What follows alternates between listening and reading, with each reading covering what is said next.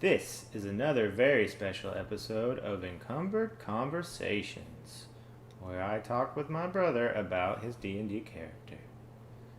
We are in a very special, professional room right now, as I'm drawing on the edge of my brother's bed, holding my Cintiq stylus thing in my lap, and Javen is holding the mic. How's it going? Going pretty good. I'm pretty proud of what we have set up here. You should not be. We could have at least laid out the blanket so it wasn't all bunched up. No, but... this is it's pretty bad. Yeah, but and my normal setup isn't great, and this is much worse. Well, so if the line work is not good, I'm gonna blame it on that, not my skills. And my butt is going to sleep. Seems safe. Anyway, so today we got the lovely player of Shuzug the Bard. Jabo, anything that you want to tell us about? Actually, let me start off with a little bit more of a structured question for you. All right. What's something that is unique about Shuzug that hasn't really come through in the game?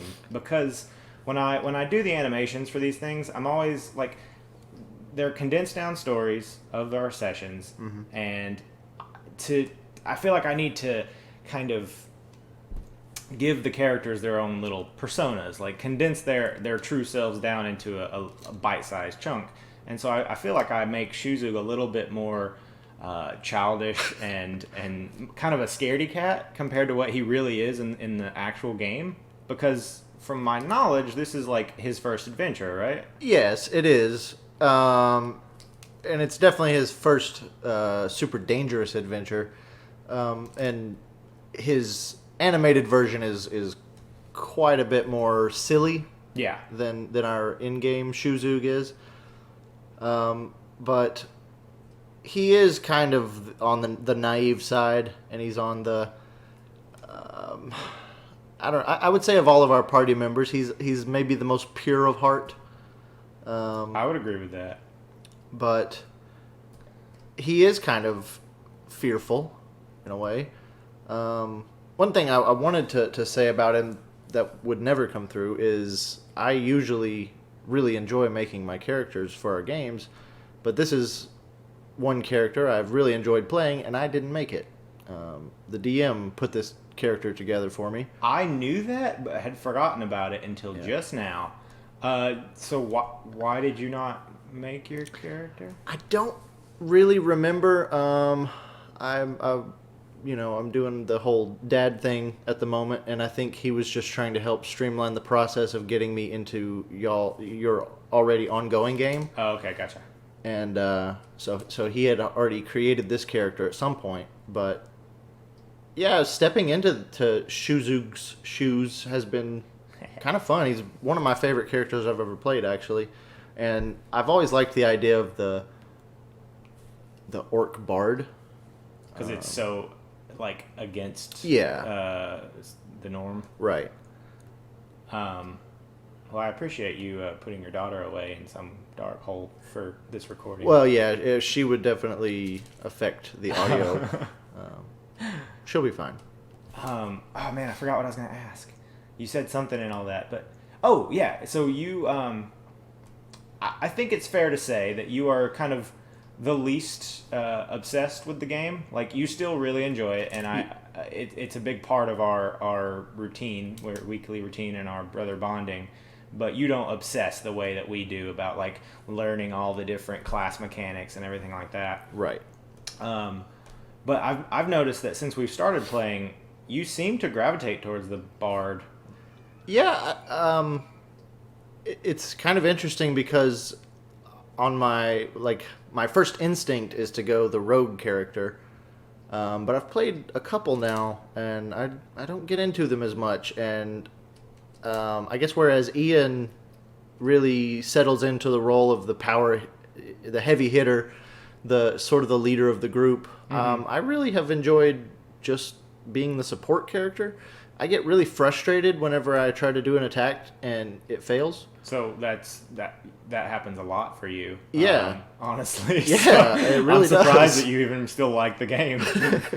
Oh, I mean, yeah, even with Shuzug, and he's got some things that help him. It really doesn't Get make hit. sense because I believe, I didn't know this for the longest time, but I believe Shuzug and my character Craven, both have the same to hit mod. Mm-hmm. And I hit stuff all the time, and you never do. To the point where I thought your to hit was like 3 or something. And it's frustrating because he has the sword school that allows him to do some pretty decent damage.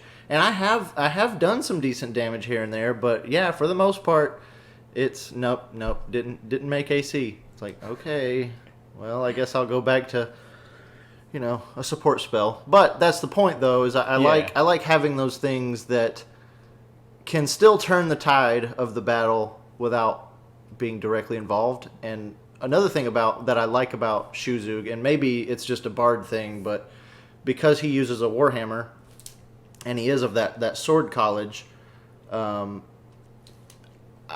able to kind of just run forward whenever necessary and try to get a few hits, which I usually miss. But well, yeah, because I think that's the bar or the orc special ability is that they have that thing that lets them dash towards their target.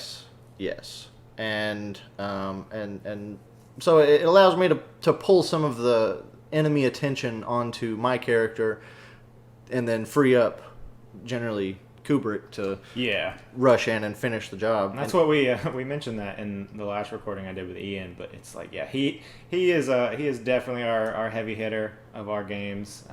Like my guy can do pretty decent damage, but yeah, we all have kind of fallen into our roles, and I think Shuzug is a pretty good support guy, even though he's definitely not optimized by any means. No. But honestly, the main thing that he needs is a little bit higher AC. If I could get, because right now I'm sitting at 13 armor class, and I get hit every single time I'm attacked. 13 versus Kubrick's, I think it's 22 now. Oh my gosh. Yeah, his.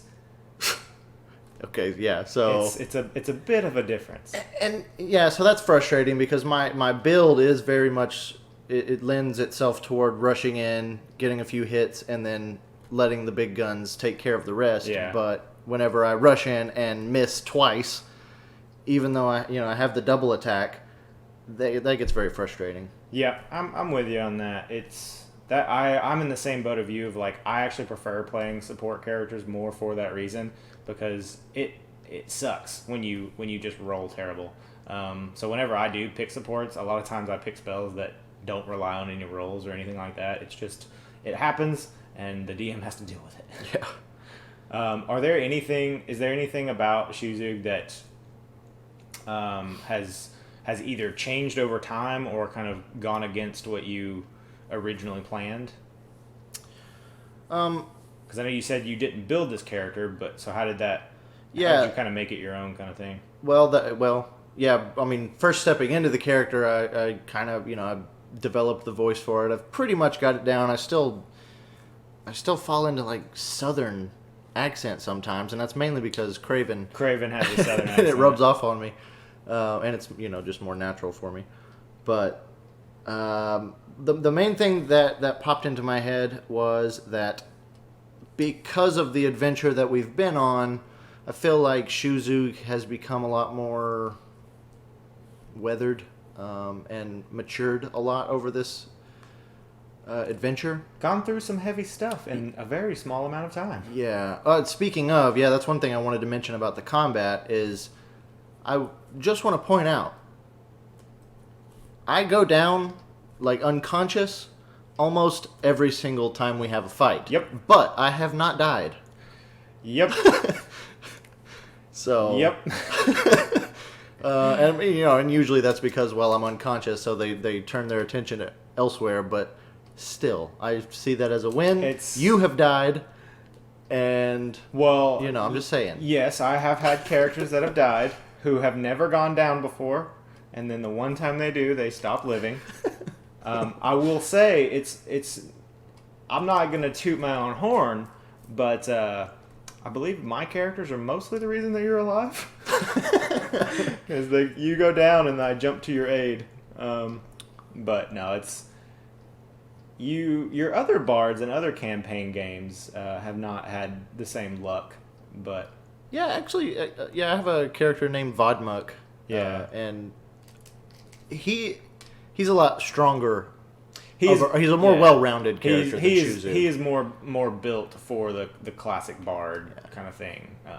His stats definitely lend to being a good bard.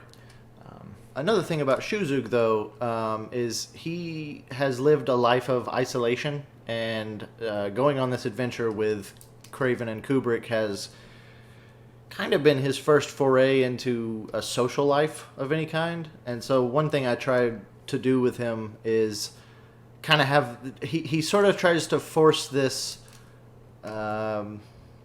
picking on you camaraderie a little bit. Oh, yeah. And I think it often comes across awkward, but, you know, at the same time, it's kind of fitting.